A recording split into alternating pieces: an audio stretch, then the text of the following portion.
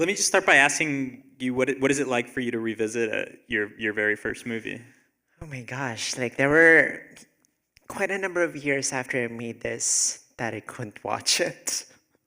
Um, I think it's because I'd made this, as I mentioned before the screening, I made this before I transitioned. And to be quite honest, in a way, I made this to figure out whether I was trans.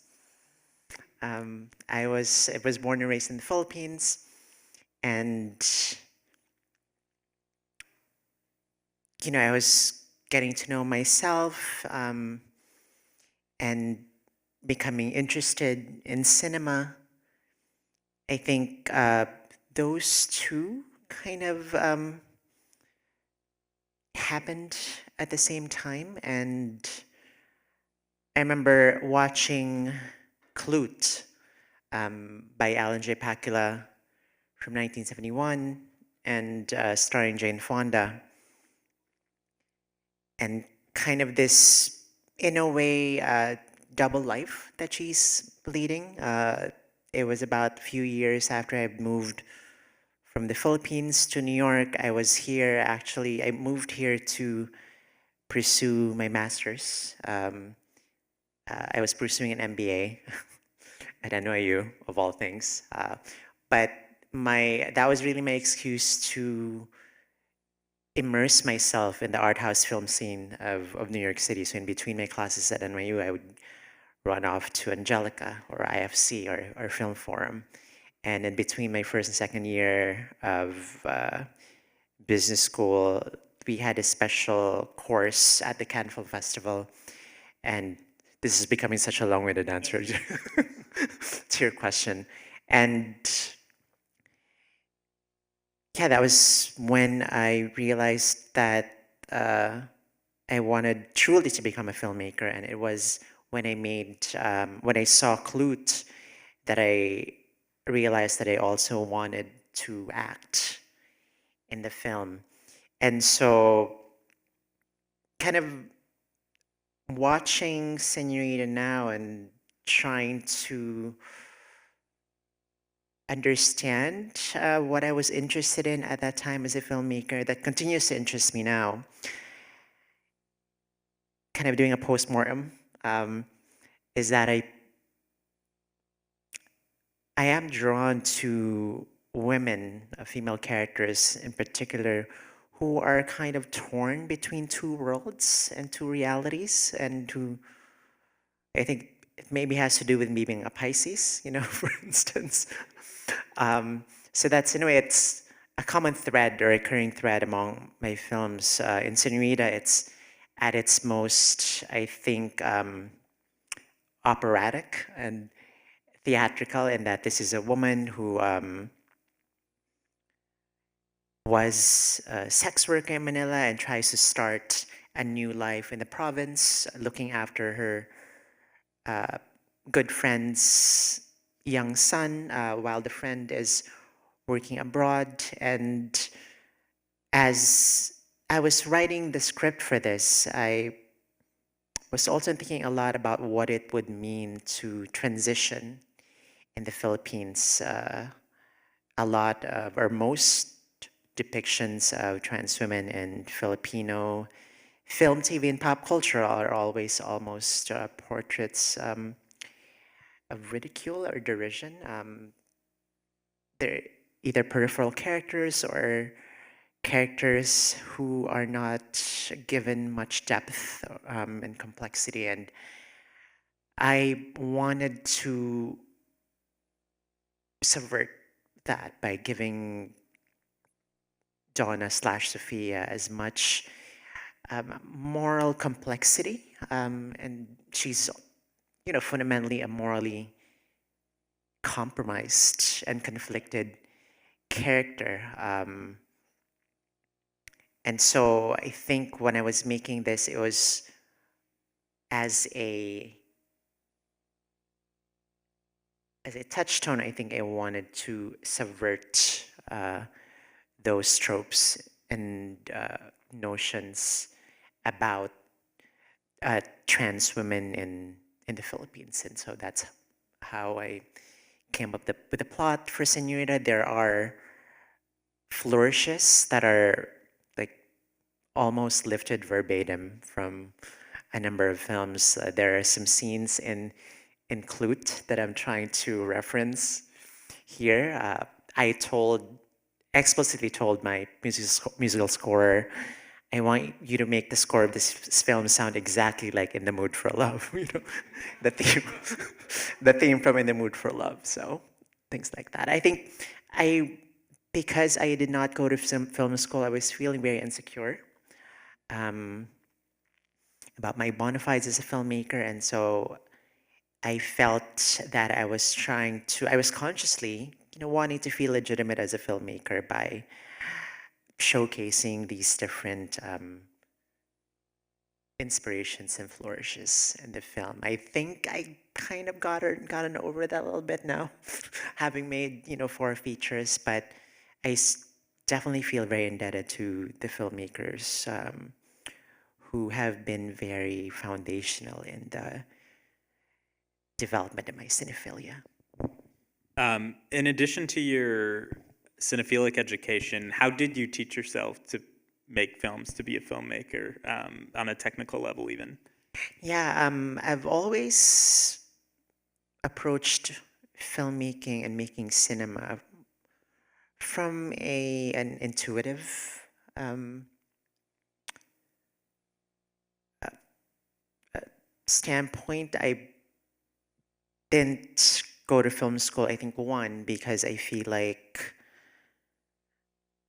from a practical perspective at that time, I wasn't entirely convinced that filmmaking could be a viable professional career. I mean, we see a lot of filmmakers that try to make films and struggle for years without any guarantee of success.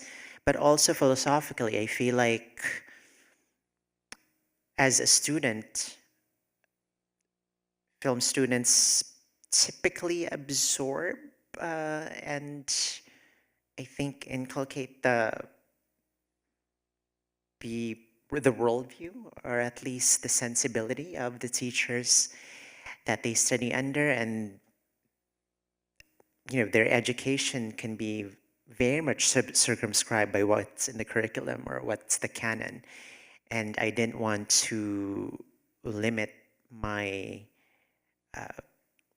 my filmmaker, at least the the formation of my sensibility through those parameters. And so that's why, as I mentioned earlier, when piracy became such a huge thing, and at least in Southeast Asia, I was like a kid in a candy store. I was like buying so many art house films and classic films. I think at one point I had like 400 of them that I bought for like $1 each. um, so that's how it was. And so I just made sure that I teamed up with actual professionals who mastered the craft of filmmaking on a technical level, especially cinematographers. I think in my work, the most vital creative relationship that I have is always with the cinematographer. And I feel like with each new film that I make, I'm becoming more of a visual filmmaker, and I'm becoming more and more ambivalent when it comes to dialogue and with words. You talked in your intro about first films being this raw, unfiltered kind of version of an artist's vision, and there's so much of the thematic preoccupations that echo throughout your filmography here. You talked about the two worlds. I'm curious if you could talk a little bit about. There's this recurring theme of like proximity to power in your films. And I was wondering if you could say a little bit about that. Yeah, I mean, the characters in my films are always engaging in some kind of negotiation with power. And oftentimes they are disempowered in some way. Clearly, with Señorita, with Donna, Sophia, I think it's very self-evident how she's disempowered in a society that's very patriarchal, and also very sexist. It's in Apparition, my second film about the nuns that's showing tomorrow. These are cloistered nuns who are kind of isolated in their monastery from the outside society. With Lingua Franca, it's about Olivia, who is an undocumented Filipino trans woman. I think it had a lot to do with, or at least when I was starting out, trying to understand the power that I would be losing, I guess, politically and also socially, in weighing the decision to transition. I feel like I'm self-analyzing, kind of um, analyzing myself now. But yeah, I think it was that, because I feel like queer people, in the Philippines and in everywhere in the world, I guess, to different degrees, lose our stature in the eyes of other people. And, I guess at that time I was very, very much concerned about that. I was an achiever in school. I graduated, with as a valedictorian in high school. I graduated at the top of my class in college, and I was becoming a filmmaker. I was finding my voice as a filmmaker, but then I was also kind of very, very afraid, I guess, of how much respect, other people would lose if I was going to transition. And so I feel that that is a theme that will never completely leave me,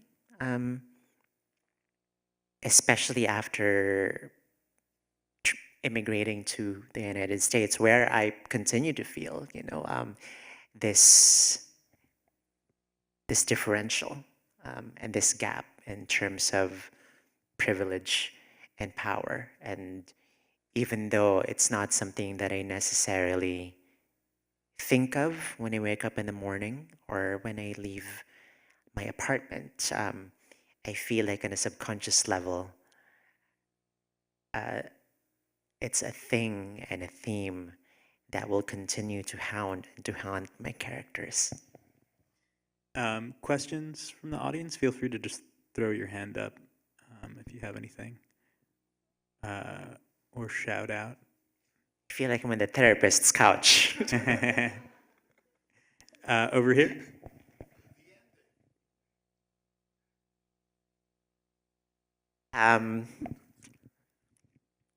Question was about the ending. Yes. What so, happened? Her friend, the guy essentially kills yes, yeah, the client and himself. That's why it's only Donna and the kid that comes out at the end. Over here.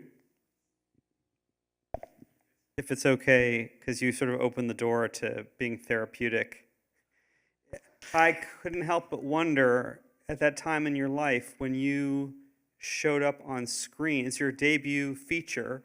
Obviously, you're going to try and have many, many people see it. Was there anybody in your life who was going to see that who had never seen you present in that way before? Or was it something you were already working with or playing with and it wasn't really a shock to anyone? No, I actually, before I made this film, one, I had never talked openly to anyone that I was considering. I was asking myself whether I was trans. I had never presented myself as a woman before I started shooting this. So this is really the first time I'm wearing or presenting as a female playing this fictional character that I invented. So I have a pretense to explore, that question. And it's so funny though that my mom actually, because I was already based in New York at that time, and I flew back to the Philippines, to my hometown, just to shoot this in Cebu. And then my mom shows up on set and is like, "Where's, and I was like right there in front of her in costume.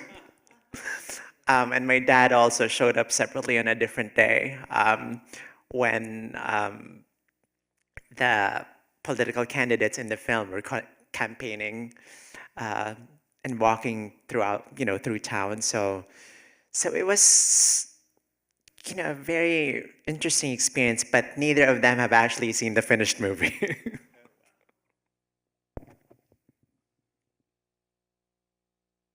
Time for maybe one or two more. Oh, yeah. This way the recording will have your question on it. I was curious about the theming of making pageantry analogous to sex work. Two lines of work that can give those people agency, but by their very nature are also exploitative. So yeah, I was just curious about the theming in the film. Also, shout out to the major line drop.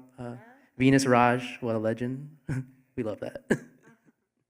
Yeah, I mean, for me, it's really about portraying, a trans woman who is a layered, ambivalent, morally complex character. I wasn't necessarily portraying her as an angel. I was, yeah, kind of both. The dichotomy, the whole Madonna slash horror complex. I think because I wanted the characters to feel more than one-dimensional. And I think what I ultimately and fundamentally wanted to accomplish was that this woman, Donna slash Sophia, has that political agency. She is, I think, a political double agent, and I was exploring, uh, where the personal meets the political.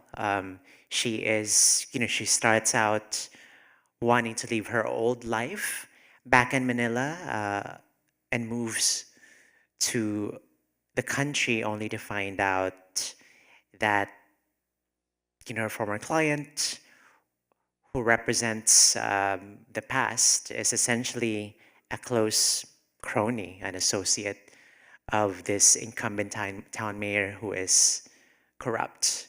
And so, yeah, I wanted to make this character, perhaps I was willing to make her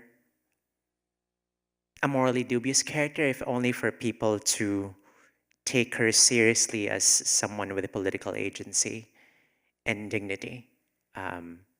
Yes. Over here.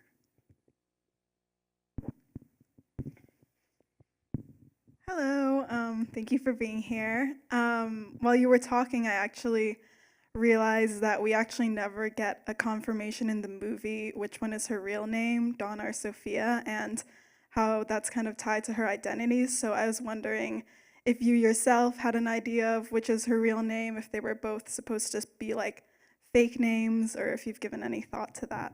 Yeah. Yeah, I think, ultimately the self that we present to other people,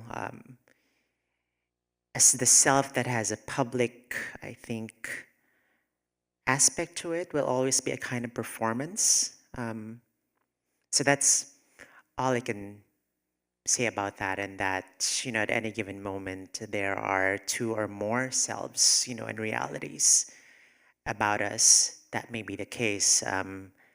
I am a different person as a filmmaker than I am perhaps at home when I'm just with, say, a partner, and when I'm just looking after my dog, for instance. Yeah, and that's, I think, what I've come to realize about a self that dimension of gender, that in a way there's always a certain degree of theatricality to it, this social or public presentation. We have time for one more, maybe. Thanks, Leo.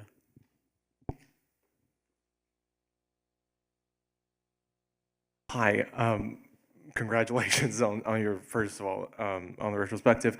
I'm curious about, I'm somebody that, I'm an international student and I came over here to study. As somebody looking back at, as you mentioned just now that you went back to where you grew up to film this. I'm curious about what that, like how that experience, like as that, being away from it for a while and then going back to, I don't know how long exactly, but how does that put it into, I guess, in a grander perspective, and now looking back at it, how that changes your way of looking at it, or I guess, how does you growing up influence the way that you shaped either whether the story or the very specific environments, the experience of sort of being immersed in the where you grew up and things like that. I hope that made sense. Yeah, Thank you. interesting. Like I want to talk about first, like I decided to set it in the Philippines and shoot it there, even though it was really based here.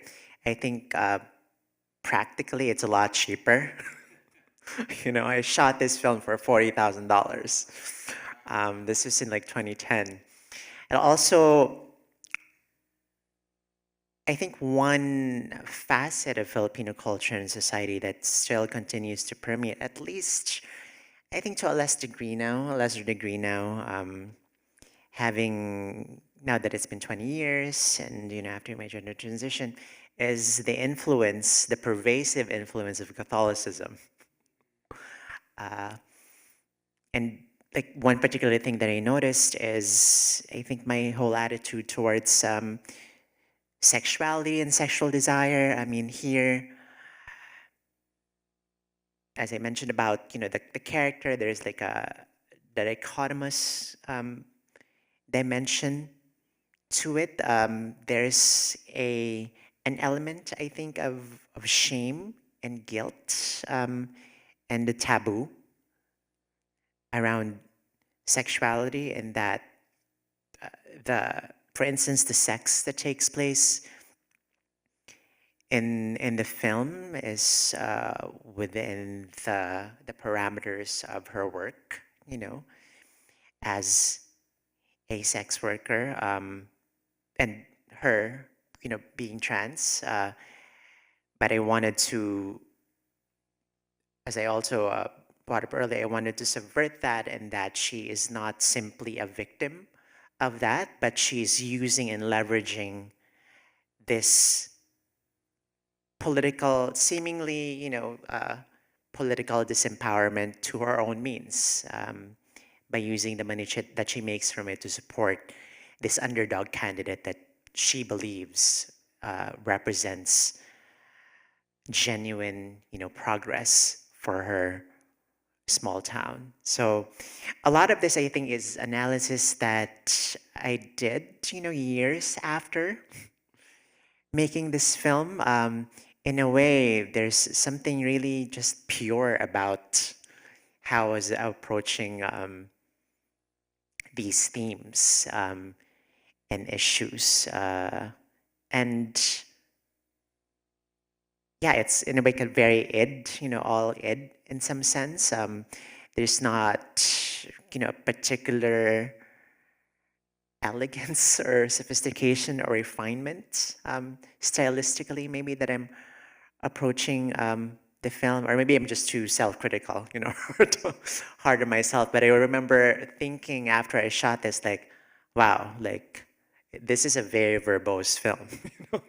The characters are like saying mouthfuls of lines, and I feel like the cinematography is a little static sometimes, to the point that did I just make a film play? And for those who have seen my second feature, Apparition, that's going to be screening tomorrow, I feel like I really made up for that, and by making a film that maybe has a third of the dialogue of this film, but the camera work is, I think, more evocative, more thoughtful, more expressive, and more expressive in its dramatic function, for instance.